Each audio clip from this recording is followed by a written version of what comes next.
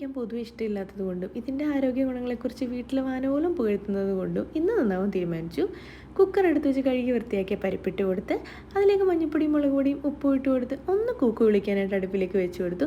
ഈ സമയം മിക്സിയുടെ ജാറിലേക്ക് തേങ്ങയും കുഞ്ഞുള്ളി ജീരകവും കൂടി ഇട്ട് ആവശ്യത്തിന് വെള്ളം ഒഴിച്ചിട്ട് ഇതേപോലെ ഒന്ന് അടിച്ച് മാറ്റി വെക്കുന്നുണ്ട്.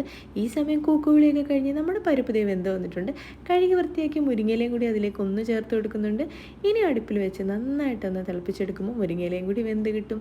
ഈ സമയത്ത് നമ്മൾ അടിച്ചു വെച്ചിരിക്കുന്ന തേങ്ങയും കൂടി അതിലേക്കൊന്ന് ചേർത്ത് കൊടുത്ത് ആവശ്യത്തിന് വെള്ളം കൂടി ഒഴിച്ചു കൊടുത്ത് നന്നായിട്ടൊന്ന് യോജിപ്പിച്ച് ചൂടാക്കിയെടുത്തതിന് ശേഷം മാറ്റി വെക്കാം. ഇനിയിപ്പോൾ നമ്മുടെ മെയിൻ കലാപരിപാടിയായ താളിക്കലാണല്ലോ. അതിനാദ്യം തന്നെ എണ്ണ ഒഴിച്ച് കടുക് പൊട്ടിച്ച് കുഞ്ഞുള്ളി നന്നായിട്ടൊന്ന് വറുത്തെടുക്കുക. അതിലേക്ക് നമ്മൾ എടുത്ത് വെച്ചിരിക്കുന്ന വറ്റൽമുളകും കൂടി ചേർത്ത് കൊടുത്തിട്ട് ഇതേപോലെ നമ്മുടെ മുരിങ്ങയിലയും കൂടി അതിലേക്കൊന്ന് ചേർത്ത് കൊടുക്കുക. നോക്കുമ്പോൾ ഇത്തിരി ഉപ്പിൻ്റെ കുറവുണ്ടെന്നേ അതും കൂടി ഒന്ന് ചേർത്ത് കൊടുത്ത് നന്നായിട്ട് യോജിപ്പിച്ചെടുക്കുമ്പോൾ നല്ല അടിപൊളി കറി റെഡി.